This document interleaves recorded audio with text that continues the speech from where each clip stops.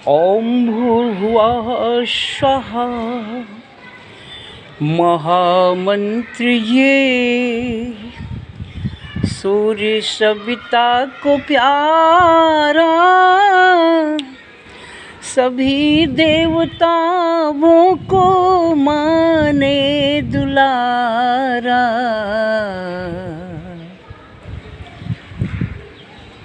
गायत्री महामंत्र जपने से, अगर जपे तो अपने आप को जानने का मंत्र गायत्री महामंत्र, जिसको भगवान शिव पार्वती को बताना चाहे कि आत्मा ब्रह्मांड का ध्यान करो, लेकिन पार्वती कहती थी नहीं, शिव ही तीन लोक के स्वामी है, परमात्मा है। पार्वती को तो ये पागलपन था जो आज करोड़ों नारियां ये जानती हैं कि शिव ही परमात्मा है, राम ही परमात्मा है, कृष्ण ही परमात्मा है। राम, कृष्ण और शिव ये आत्मा हैं, ये परमात्मा नहीं। आत्मा थे क्योंकि परमात्मा विराट है, परमात्मा अखंड है, अनंत है, अनादि है। परमात्मा मूर्ति नहीं हो सकता, परमात्मा कोई शरीर नहीं हो सकता। परमात्मा तो अनंत है, अनादि है, जिसका ध्यान कृष्ण किए।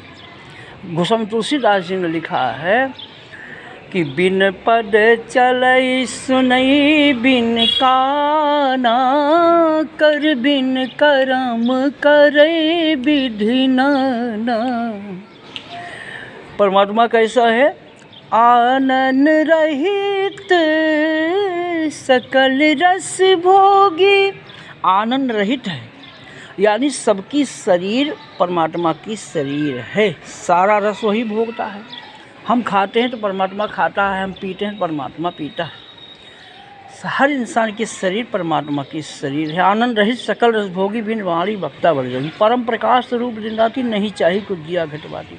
ईश्वरन से जीव विनाशी, चेतन बल सहस्र राशि। वो चेतना है, वो स्पिरिचुअल पावर है, वो करंट है, वो विद्युत है, वो ईश्वर है, परमेश्वर है, परम ब्रह्म है।